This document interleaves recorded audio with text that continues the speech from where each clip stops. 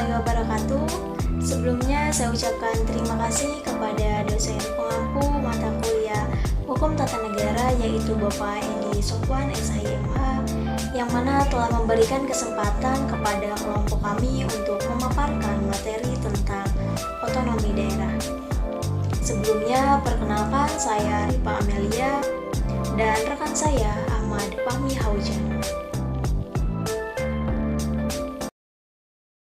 Otonomi merupakan suatu hak, wewenang, dan kewajiban yang diberikan pemerintah pusat kepada pemerintah daerah untuk mengelola dan mengatur sendiri urusan dalam hal pemerintahan dan kepentingan masyarakat di daerahnya masing-masing yang sesuai dengan perundang-undangan. Secara harfiah, di mana otonomi daerah memilih arti kata yang berasal dari kata otonomi dan daerah dalam bahasa Yunani, di mana otonomi ialah berasal dari kata autos dan namos, di mana pengertian dari autos adalah memiliki arti sendiri dan namos adalah aturan atau perundang-undangan. Dengan demikian dapat diartikan di mana arti dari otonomi adalah kewenangan untuk mengatur sendiri atau kewenangan untuk mengatur guna mengurus rumah tangganya sendiri. Sedangkan arti daerah adalah kesatuan masyarakat hukum yang mana memiliki suatu batasan wilayah. Yang perlu kita ketahui bahwa otonomi daerah mempunyai suatu asas yang mengelilingi daripada setiap sisi pada suatu pelaksanaan sistem dari otonomi daerah tersebut, di mana yang kita ketahui adanya 3 asas yang akan dibahas terlepas keterkaitan suatu persoalan terhadap pemisahan kekuasaan, pembagian kekuasaan, dan pembatasan kekuasaan. Jadi 3 asas itu meliputi asas sentralisasi, asas desentralisasi, dan asas dekonsentrasi. Tujuan otonomi daerah adalah 1. Peningkatan terhadap pelayanan masyarakat menjadi lebih baik. Nomor 2. Pembangunan kehidupan yang lebih demokrasi. Nomor 3. Berkeadilan sosial. Nomor 4. Pemerataan di setiap wilayah NKRI. Nomor 5. Pemeliharaan hubungan antara daerah dengan pusat serta daerah dengan daerah dalam rangka keutuhan NKRI. Nomor 6. Mendorong pemberdayaan masyarakat. Nomor 7. Menumbuhkan prakarsa dan juga keaktivitasan, meningkatkan peran serta keterlibatan masyarakat yang menjadi kedaulatan rakyat. Salah satunya adalah partisipasi masyarakat dan pengembangan peran serta fungsi dari DPRD. Adapun manfaat otonomi daerah. 1. Pelaksanaan otonomi daerah bisa disesuaikan dengan kepentingan masyarakat daerah. Itulah manfaat terpenting dalam otonomi daerah. Mengingat masyarakat dalam otonomi daerah sifatnya adalah heterogen atau bermacam-macam jenis dan memiliki kepentingan yang berbeda-beda pula. Melalui otonomi daerah ini, kepentingan bisa disesuaikan. Nomor 2. Dengan adanya otonomi daerah juga akan memangkas birokrasi yang sangat rumit, di mana di setiap daerah bisa mengurus segala birokrasinya masing-masing. Nomor 3. Lebih realistik. Berbagai macam keputusan yang dikeluarkan oleh pemerintah, pelaksananya akan lebih realistik atau nyata dibanding dengan keputusan pemerintah pusat yang tidak menganut otonomi daerah.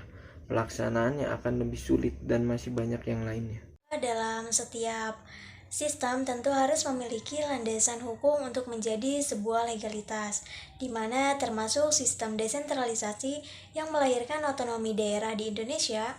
Ini agar dapat memahami lebih jelas tentang hal-hal yang diatur dalam Undang-Undang Dasar. Maka dalam Undang-Undang Dasar 1945, hasil amandemen, ketentuan yang mengatur pemerintahan daerah diatur dalam bab 6 yang meliputi pasal 18, pasal 18A, dan pasal 18B. Pada pasal 18 ayat 1, Negara Kesatuan Republik Indonesia dibagi atas daerah-daerah provinsi, kabupaten, dan kota, di mana tiap-tiap provinsi, kabupaten, dan kota itu mempunyai pemerintahan daerah yang diatur dengan undang-undang.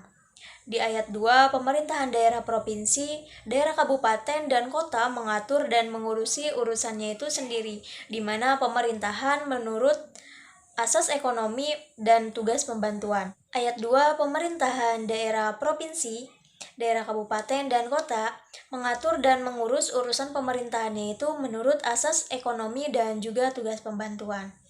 Ayat 3, pemerintahan daerah provinsi, daerah kabupaten, dan kota memiliki Dewan Perwakilan Rakyat Daerah yang anggota-anggotanya itu dipilih melalui pemilihan umum. Ayat 4, gubernur, bupati, dan wali kota masing-masing sebagai kepala pemerintahan daerah provinsi, kabupaten, dan kota itu dipilih secara demokratis. Ayat 5, pemerintahan daerah menjalankan otonomi seluas-luasnya kecuali urusan pemerintahan pusat. Ayat 6, pemerintahan daerah berhak menetapkan peraturan daerah dan peraturan-peraturan lain untuk melaksanakan otonomi dan tugas pembantuan. Ayat 7, susunan dan tata cara penyelenggaraan pemerintahan daerah diatur dalam undang-undang. Dalam pasal 18A ayat 1, hubungan wewenang antara pemerintahan pusat dan pemerintahan daerah provinsi, kabupaten, dan kota atau antar provinsi, kabupaten, dan kota diatur dengan undang-undang dengan memperhatikan kekhususan dan keragaman daerah. Sedangkan di ayat 2, hubungan keuangan, pelayanan umum, dan pemanfaatan sumber daya lainnya antara pemerintah daerah diatur dan dilaksanakan secara adil dan selaras berdasarkan undang-undang. Pasal 18B ayat 1, negara mengakui dan menghormati satuan-satuan pemerintahan daerah yang bersifat khusus atau istimewa yang diatur dalam undang-undang daerah. Sedangkan di ayat 2, hubungan keuangan, pelayanan umum, dan pemanfaatan sumber daya lainnya antara pemerintah daerah diatur dan dilaksanakan secara adil dan selaras berdasarkan undang-undang. Pasal 18B ayat 1, negara mengakui dan menghormati satuan-satuan pemerintahan daerah yang bersifat khusus atau istimewa yang diatur dalam undang-undang. Sedangkan di ayat 2, negara mengakui dan menghormati kesatuan-kesatuan masyarakat hukum adat beserta hak-hak tradisional sepanjang masih hidup dan sesuai dengan perkembangan masyarakat dan prinsip negara kesatuan Republik Indonesia yang diatur dalam undang-undang. Sehingga dengan melihat adanya pasal-pasal tersebut yang terkandung di dalam Undang-Undang Dasar 1945, di mana konstitusi ini menghendaki untuk adanya suatu penyerahan wewenang kepada daerah dari pusat yang menjadi suatu sistem desentralisasi yang akan melahirkan otonomi daerah sehingga tiap-tiap daerah ini dapat untuk mengurus rumah tangganya masing-masing sesuai dengan kebutuhan dan karakteristik daerah yang tentunya berbeda-beda. Jadi kesimpulannya bahwa yang kita ketahui di mana otonomi daerah ini merupakan suatu sistem pemerintahan yang mengedepankan pelimpahan wewenang dari pusat menuju ke daerah. Sehingga diharapkan adanya suatu kemandirian tanpa membebani urusan pusat yang notabene urusan pusat ini sudah sangat banyak terkait birokrasi kenegaraan skala nasional. Desentralisasi merupakan cara yang lahir dengan seiring adanya era reformasi yang jauh tumbuh kembangnya itu sudah sangat baik. Nah, selain itu, tujuan dari desentralisasi juga selain dalam aspek kemandirian ekonomi ada pula kemandirian lingkungan. Maksudnya adalah pelestarian lingkungan yang harus dijaga oleh setiap daerah agar tetap terlihat nyaman dan bersih. Mungkin hanya itu yang dapat kami sampaikan. Mohon maaf apabila ada salah-salah kata dalam penyampaian. Terima kasih. Wassalamualaikum warahmatullahi wabarakatuh.